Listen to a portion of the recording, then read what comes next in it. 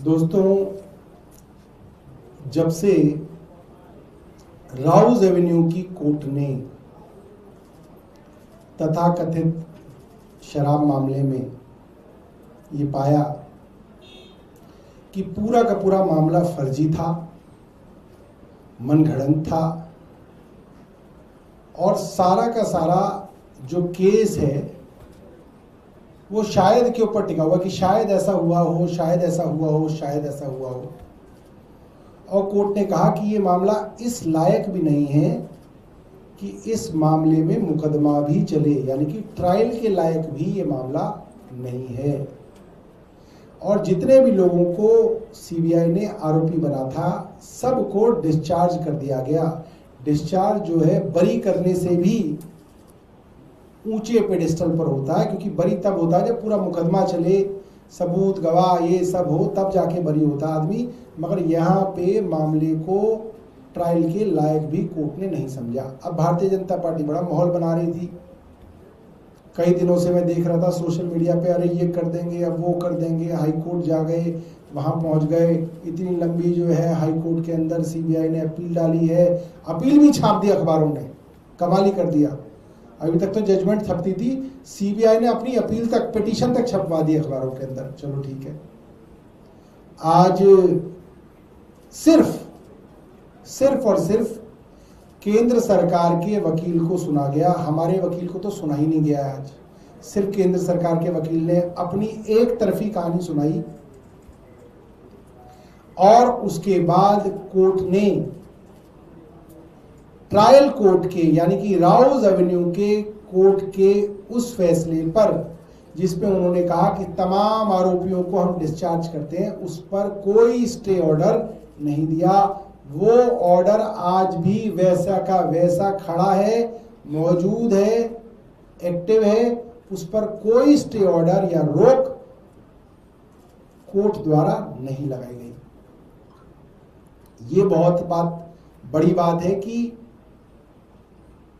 केंद्र सरकार के मन में बड़ी घबराहट है कि जैसे सीबीआई का मामला कोर्ट ने तार तार करके फेंका है, कहीं ईडी का मामला भी इसी तरीके से कूड़ेदान की पेटी में ना पहुंच जाए।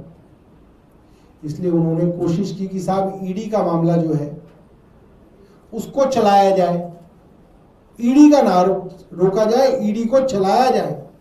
सीबीआई का प्रेडिकेट ऑफेंस खत्म हो गया, मगर ईडी का हम चलाना चाहते हैं। तो कोर्ट ने उसमें कहा कि ईडी का मामला भी जब तक हमारा फैसला नहीं आ जाता तब तक डेफर ही रहेगा, यानी कि ईडी के मामले पर भी रोक जो है वो कायम रहेगी, रोक रहेगी। ईडी का मामला भी डेफर कर दिया गया है जब तक कोर्ट का इस पर कोई फैसला नहीं आ जाता। तीसरी चीज, कोर्ट ने साफ साफ शब्दों में ये कह दिया कि सीबीआई ने एक झूठा और फर्जी मुकदमा अरविंद केजरीवाल और बाकी लोगों पे बनाया था। ये बात कोर्ट ने, राउज एवेन्यू कोर्ट ने कह दी। और ये भी कह दिया कि सीबीआई के अफसरों के ऊपर प्रशासनिक कार्रवाई, एडमिनिस्ट्रेटिव एक्शन लिया जाए, डिसिप्लिनरी प्रोसीडिंग की जाए। उसके लिए केंद्र सरकार और भारतीय जनता पार्टी की सरकार के पेट में दर्द था। क्यों था भाई? सीबीआई तो तोता है, तोता तो वही कहता है जो मालिक कहता है, जो मालिक ने कहा वो तोते ने कहा। तो जो साहब ने कहा, ऊपर साहेब ने कहा, वो सीबीआई ने कर दिया। साहेब ने कहा झूठा नकली केस बनाओ, फर्जीवाड़ा करके बनाओ, सीबीआई ने बना दिया, कोर्ट में पकड़े गए। अब सीबीआई के अफसरों के ऊपर कार्रवाई होने वाली है, नौकरी भी जा सकती है, जेल भी जा सकती है। तो हड़कंप मचा हुआ है सीबीआई और ईडी के अफसरों में कि भाई तुमने तो मरवा दिया हमें, तुमने कहा, हमने किया, तुम बच गए, हम फंस गए। इसीलिए केंद्र सरकार ने वहां पे हाथ जोड़े, माई बाप कम से कम सीबीआई के अफसरों के ऊपर जो कार्रवाई होनी थी उस पर रोक लगा दीजिए। तो कोर्ट ने सिर्फ इतना कहा है कि ट्रायल कोर्ट ने जो ऑब्जर्वेशन सीबीआई के अधिकारियों के बारे में दी थी, इन्वेस्टिगेटिंग एजेंसी के बारे में जो दी थी, आईओ के बारे में जो की थी, उन ऑब्जर्वेशंस पर रोक लगाई है और कुछ नहीं है। भारतीय जनता पार्टी लड्डू बांट सकती है क्योंकि उन्हीं के कहने पे फर्जीवाड़ा हुआ था, इसीलिए उनके ही पेट में सबसे ज्यादा डर था कि हाय अफसर फंस गए, अब कैसे बचेंगे। आप देखिए, अगर कोई और सरकार होती और कोर्ट ने कहा होता कि आपके इन अफसरों ने फर्जीवाड़ा करके एक मुख्यमंत्री, उप मुख्यमंत्री, मंत्री, सांसद को नकली केस में फंसाकर जेल भिजवाया, तो वो सरकार कहती अच्छा इतना बुरा हुआ है, एक्शन लो इनके ऊपर, उन अफसरों के ऊपर एक्शन लेना चाहिए, इतना बड़ा फर्जीवाड़ा हुआ है, इतनी बड़ी षड्यंत्र रचा गया है।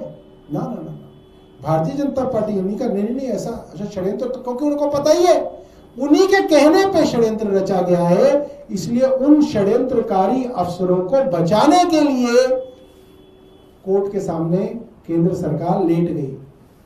इनको छोड़ दो, इनकी जांच हो गई तो ऊपर तक साहेब तक के जो है तार जो है वो खुल जाएंगे।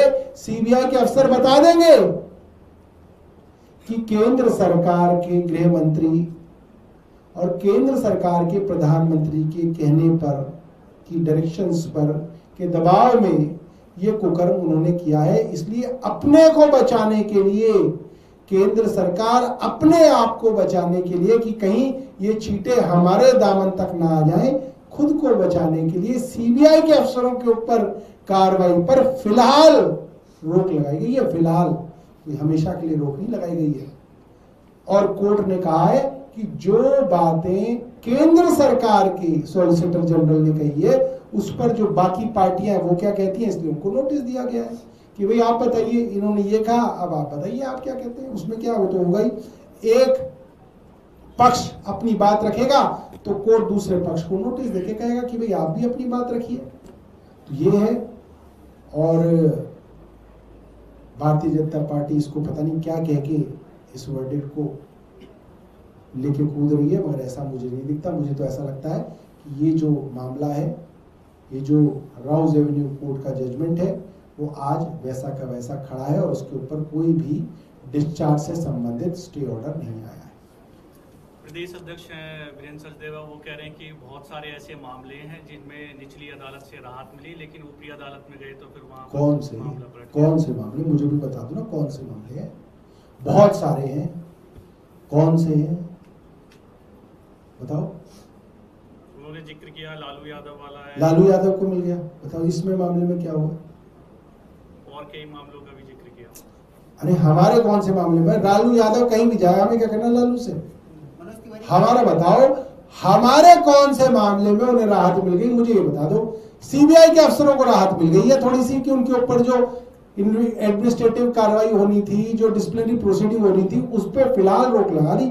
बाकी वीरेंद्र सचदेवा को क्या मिला है? उसको तो जो है अध्यक्ष का पद भी नहीं मिल रहा दोबारा, वो भी नहीं मिल रहा उसको दोबारा। उसे क्या मिला है बताओ, या उसकी पार्टी को क्या मिला है बताओ? पीसी तो कर दी उसने, लाओ लाओ लाओ लाओ मैं पीसी कर दूं। मिला क्या है उसको ये बताओ? पूरी की पूरी पीसी मैंने भी सुनी, मुझे तो कुछ समझ में नहीं आया। बताओ जी क्या मिला उसको? मनोज तिवारी कह रहे हैं हाईकोर्ट में मुकदमा चलेगा, ये अपने आप में आम आदमी पार्टी की हार है। मनोज तिवारी को बताओ कि तुम्हारी पूर्वांचल की महिलाओं की पिंक टिकट काट दी रेखा गुप्ता ने, और तुम्हें विधायकों के भी पीछे बिठा रखा था मोदी जी ने। हमारे विधायक आगे बैठी हुई थी, मनोज तिवारी को पीछे बिठा रखा था कुर्सी में, कह रहे ये तुम्हारी हार है और ये तुम्हारे पूर्वांचलियों की हार है, आके खोलो क्या हो रहा है। उन्हें पता ही नहीं चल रहा। हमसे पहले शराब का मामला तो बाद में आया, उससे पहले मनोज तिवारी कहते थे बेबी बियर पी के नाचे छम छम छम छम छम। देखा आपने? बेबी बियर पी के नाचे छम छम छम छम छम, याद है? ये सांसद है हमारे। तीसरी बार मोदी जी ने टिकट दे दिया और बिठा दिया फिर पीछे। बताओ और कुछ? कपिल मिश्रा ने भी पोस्ट किया, कह रहे हैं कि पिक्चर अभी बाकी है। पिक्चर बाकी है? पिक्चर तो उनकी हमने देखी है केरला वाली, हमने सारी पिक्चर देखी है उनकी केरला वाली। और वो पिक्चर भी अभी बाकी है। हम कपिल मिश्रा को बताना चाहते हैं और कपिल मिश्रा जानते हैं कि वो सेकुलर आदमी है और केरला गवाह है कि कपिल मिश्रा सेकुलर है। पूछिएगा कपिल मिश्रा से केरला की पिक्चर कितनी बाकी है। और कोई प्रश्न?